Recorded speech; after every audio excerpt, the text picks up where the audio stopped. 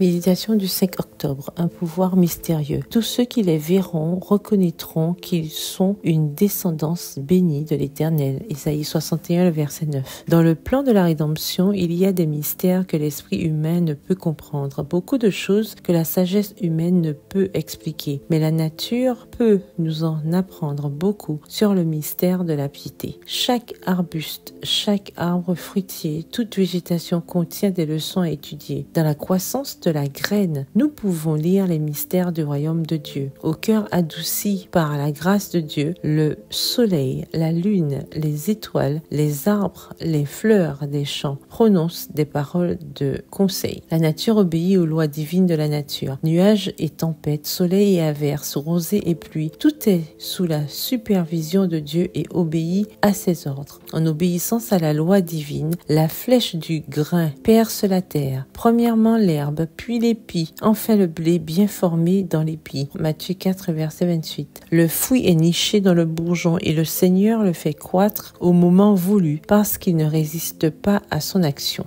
Se peut-il vraiment que l'être humain, créé à l'image de Dieu, doué de raison et de parole, soit le seul à ne pas apprécier ses dons et à enfreindre ses lois? Dieu désire que nous prenions des leçons d'obéissance de la nature. Le livre de la nature et la parole écrite s'éclairent mutuellement. Elles nous font connaître Dieu en nous montrant son caractère et en nous enseignant certains aspects des lois à travers lesquelles il agit. Extrait du livre Testimonies for the Church, témoignages pour l'Église, au volume 8, au chapitre 48, aux pages 326 à 328. Parlez à vos enfants de la puissance miraculeuse de Dieu, tandis qu'ils étudient le grand livre de la nature. Dieu impressionnera leur esprit. Parlez à vos enfants de la puissance miraculeuse de Dieu, tandis qu'ils étudient le grand livre de la nature. Dieu impressionnera leur esprit. L'agriculteur laboure son champ et sème le grain, mais il ne peut faire pousser la semence. Il dépend de Dieu pour que s'accomplisse ce qu'aucun humain ne peut faire. Le Seigneur met sa force vitale dans le grain qui prend vie. Il veille à ce que les germes brisent l'enveloppe et jaillissent pour porter du fruit. En découvrant l'œuvre accomplie par Dieu pour la semence, les enfants découvrent le secret de la croissance en grâce. Extrait du livre Conseils aux éducateurs, aux parents et aux étudiants, au chapitre 4 à la page 103. Bonne soirée, que l'Éternel vous bénisse.